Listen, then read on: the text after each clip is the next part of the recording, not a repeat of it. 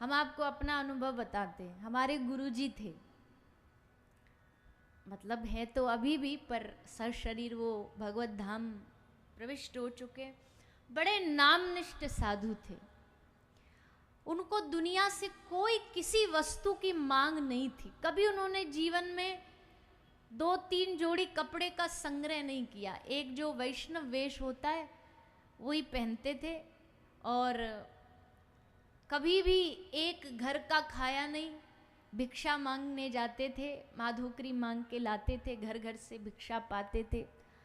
हमको भी बचपन में उन्होंने खूब माधोकरी मंगवाई। माधोकरी कहते हैं भिक्षा को। तो जब हम छोटे छोटे गांव में हमको ले जाते थे डब्बा पकड़ के, बोले चलो भिक्षा मांग के लाओ। क्यों? तो तुम में थोड़ा विनम्रता बनी रहे, क्योंकि मांगना, हाथ फैलाना किसी के सामने रोटी के लिए आसान थोड़ी है। तो इसलिए साधु का नियम है कि साधु को जब भी पाना मांग के पाना चाहिए, एक घर से नहीं पाना चाहिए। और वो क्या करते थे, एक ही डब्बा रखते थे। अब किसी मैया ने कढ़ी बनाई तो बोले ला मैया यहाँ में डाल दे, तो मैया वहाँ में डाल देती। अगली ने दाल बनाई, बोले वो भी यही में डाल दो। कई ने भिंडी की सब्जी बनाई, बोले ये भी यही में डाल दो, आलू भी यही में डाल। तो मतलब वो पूरा खिचड़ी बन जाती। और उस जैसा स्वाद, उस भोजन जैसा स्वाद किसी भी दुनिया के 56 भोग में नहीं आ सकता। इतना स्वादिष्ट भोजन होता है। तो नामनिष्ठ साधु थे हमारे गुरुदेव। कोई संग्रह में विश्वास नहीं रखते थे। कभी जीवन भर उन्होंने पैसा स्पर्श नहीं किया। हमने आज तक ऐसा कोई साधु नहीं देखा जो पैसा नहीं छूता। उन्होंने कभी पैसा स्पर्श नहीं किया।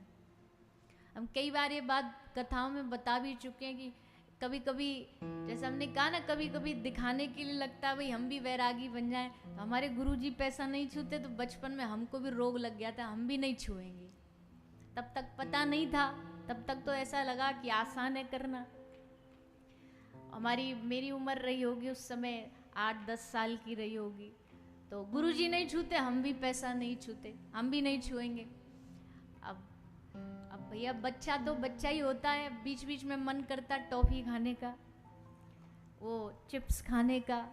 अब दुकानदार के पास जाना होता तो कैसे ले जाएं, वो तो पैसा मांगता। अब पैसा कैसे दें? तो बालक बुद्धि ने दिमाग लगाए, बोले पैसा ही तो नहीं छूना है, तो जो दुपट्टा पहनते उसमें ऐसे जैसे कुछ चिमटा से पकड़ लेता है ना, वैसे कपड़ा में पैसा पकड़ के दुकान पे ऐसे लेकर के जा, लो भैया 10 रुपया लो और हमको दे दो। तो ऐसे 2-3 महीने किया, फिर अकल आई कि वैराग्य करने से नहीं आता, अपने आप आता है। जब कभी जीवन में आएगा आ जाएगा, अभी कॉपी करने से कोई लाभ नहीं है। तो फिर हमारे गुरुदेव बड़े बड़े अद्भुत महापुरुष। तो कोई उनके पास आता, कोई उनसे कहता, कई लोग आते, बोले महाराज जी अब देखो इतना नामनिष्ठ साधु जिसको कोई संसार से लेना दे, और लोग किस लिए आ रहे हैं? कई लोग आते, बोले गुरुजी हमको नंबर बता दो। नंबर समझ गए? किसका नंबर? हाँ, बोले गुरुजी संतों के मुख से निकली वाणी सुनाए भगवान पूरी करते हैं। अब बताओ, संत आपको जुए का नंबर बताएंगे? तो महाराज जी फटकार लगा देते, बोले भागो यहाँ से, क्या उल्टा सीधा बात लेकर के आए, चलो जाओ ये प्रसाद ले जाओ और जाओ। तो उनके पास चनौरी रहती, तो चनौरी लेके प्रसाद में दे देते। अब लोगों की बुद्धि देखो, वो चनौरी लेते, फिर चनौरी को गिनते कि कितनी गिनती है इसकी, और जितनी उनकी गिनती होती फिर वो नंबर जाके लगाते। महाराज जी को ये बात पता चली, फिर उन्होंने प्रसाद देना बंद कर दिया। बोले भगाओ इनको यहाँ से। साधु के पास ये सब मांगने जाते हो, संत के पास ये मांगने जाते हो?